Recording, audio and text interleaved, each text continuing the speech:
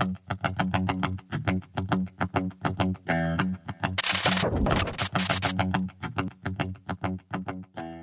everyone, welcome ladies and gentlemen. I'm here at IDX TV and we are live here at the WMX Asia, and I have the privilege of interviewing Mr. Hans Faryanto from Crimsonlogic. How are you doing? How do you feel about being here at the WMX Asia? I'm doing well. It's definitely something new to me to come to WMX. This is my first time. Came here on behest of one of our important business partner and client here, Mr. Lee Smith of Reliable Logistics. And so he invited us, told us this would be a good networking event. And so here we are. So far, it's been good. Well, let's talk more about Crimsonlogic. We would like to know, what does your company focus on? What are your key features? So the originally Crimsonlogic, and even now, our main focus is a B2G system integrator. The company focuses on building single window entry system for different countries of the world. So we would consolidate all the pen and paper work of custom compliance, the traditional old school way, the green screen, into a more digitized solution in which they allow traders to submit all of the required information into a consolidated platform, as opposed to submitting to multiple different portals, so to say. So one-stop service, basically. Correct. Right. Now, talking about your company, it seems that there's a lot of company that does this kind of transaction and these kind of services. What makes Crimsonlogic stand out from the rest in terms of your unique selling point? So Crimsonlogic was the first to implement the single window entry system for Singapore. It was the first in the world back in the late 80s. So we started with that, and a lot of different countries started adopting that single window entry.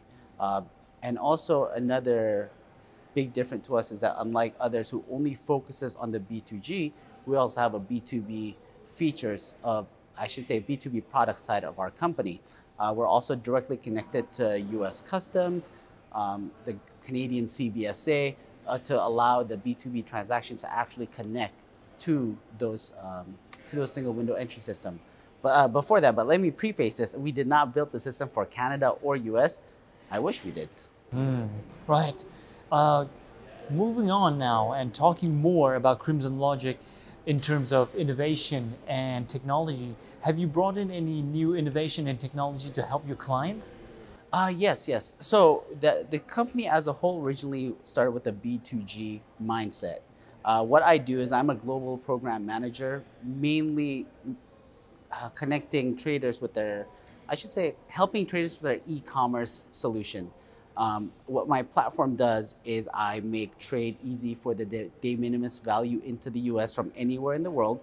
And my platform just takes care of everything from helping the goods from its landing point all the way to, I guess, the buyer's hand.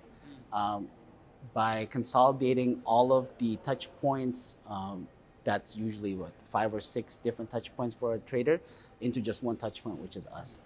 So when we talk about Crimsonlogic, the most important thing we want to know is, how do you handle all the clients? Since e-commerce has boomed significantly over the past 4 to 5 years, there's been a lot of parcel delivery, there's been a lot of people who want to export their products globally, and also there's a lot of imports too. How do you handle all the clients that are coming to Crimsonlogic all at once? The short version is, I fortunately have a very good team that works within our department, the e-commerce department, that assisted with all of the inquiries.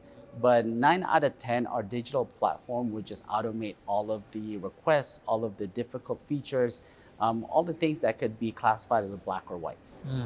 When you talk about digital platform, does customers search themselves, or do you have a digital answer for them when they type in a question? Very good question. Yeah.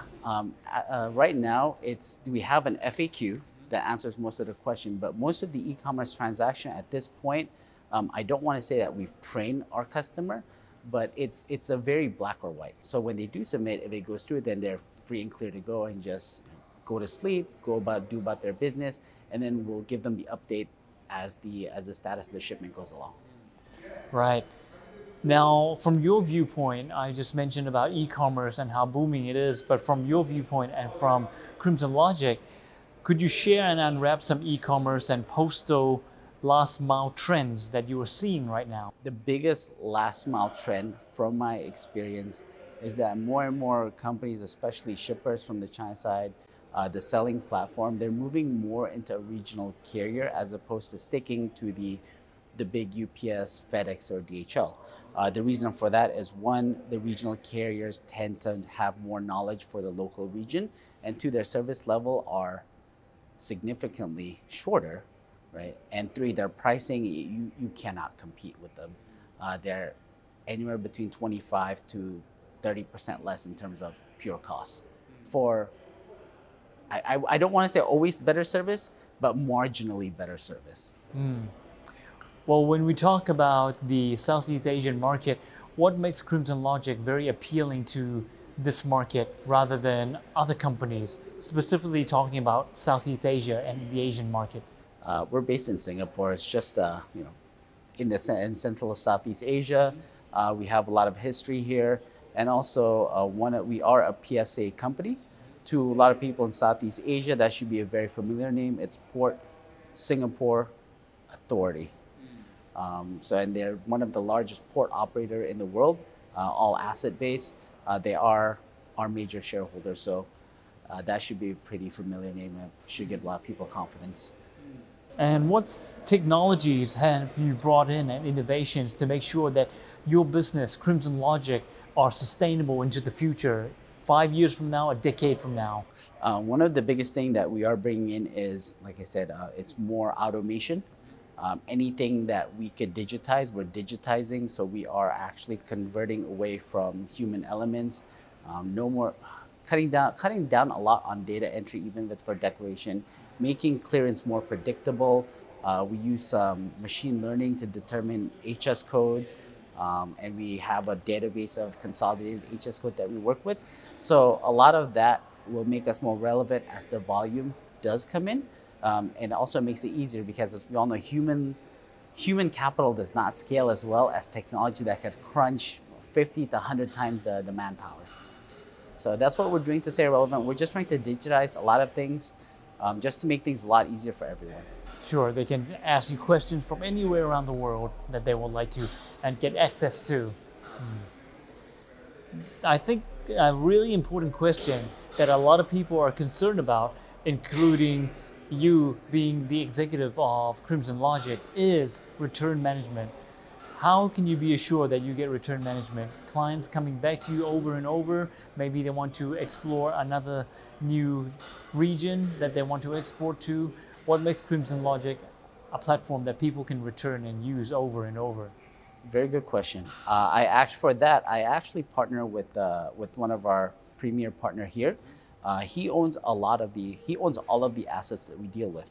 Concurrently, he also has a very good returns management platform. So we partner up, integrate with them, and if they choose to return something, we could do it via QR code, like what we saw earlier in the presentation. The QR code return is going to be a big thing, right? You finish the first half at home, then you just bring your package, whether it's sealed or not, straight to FedEx, scan the QR code, and then they print and they just drop it off there. So that's something that we're working on actively right now to do that full integration to allow customers globally, if they decide to use our returns management for whatever reason, they would be able to do so, and they could just return it with the scan of a label or with the scan of a QR code. Do you have plans to do physical shipping as well? No. Just data, right? No, I have. Documentations. Yeah, asset base brings me tears. That's I don't sleep already. If I go asset base, I won't sleep. Moving on to the final question now. What is Crimsonlogic short-term, midterm, and long-term goals heading into the final quarter of 2022 and looking forward to 2023? The short-term goal is I want to finish out a few deliverables for some clients. This is more of a benchmarking for a new product that we are testing within my program. The midterm goal is to eventually bring this program out to the public. I can't exactly tell you what it is yet, but it involves a lot of fulfillment, landing costs, I don't want to say avoidance, but let's just say a lot of landing cost reduction with the speed of a full traditional US-based fulfillment program. And the long-term cost is to eventually work with brand owners in Southeast Asia and help them, help them bring their goods into this specific program. That would be my 3, 9, and 18-month project. And finally, what do you think about being here with IDX TV, which is brought to you by CCL? I like to thank everyone for the opportunity to put me up here and ask me these questions. Well, we'd like to thank you as well. Thank you for being part of our program, IDX TV. We're really happy to interview you, Mr. Hans Faryanto, and also we would like to thank Crimsonlogic as well for being here as part of our event and telling us about your strategies, your goals, both long-term, short-term, and mid-term goals. Thank you very much, Mr. Hans. Thank you for having me here. Thank you so much. And thanks for watching IDX TV, brought to you by CCL. Thank you.